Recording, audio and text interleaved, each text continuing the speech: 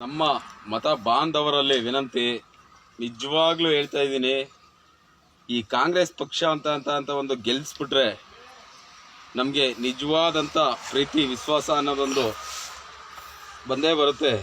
ಯಾಕೆ ಅಂತ ಅಂದರೆ ಈ ಕಾಳೆನಹಳ್ಳಿ ಪಂಚಾಯಿತಿ ಗ್ರಾಮ ಪಂಚಾಯಿತಿಲಿ ನಾನು ಹೋಗಿ ಎಷ್ಟೋ ಸರಿ ಕೇಳಿದೆ, ನನಗೊಂದು ಮನೆ ಮಾಡಿಕೊಡಿ ಅಂತ ಕೇಳೋ ಹೊತ್ತಿಗೆ ಅದು ಇದು ಆ ಹೆಸರು ಈ ಹೆಸರು ಅಂತ ಅಂದ್ಬಿಟ್ಟು ನಮ್ಮನ್ನು ಎಲ್ಲಾನು ಪಳ್ಳು ಮಾಡಾಕಿ ಇದು ಮಾಡಾಕಿದ್ರು.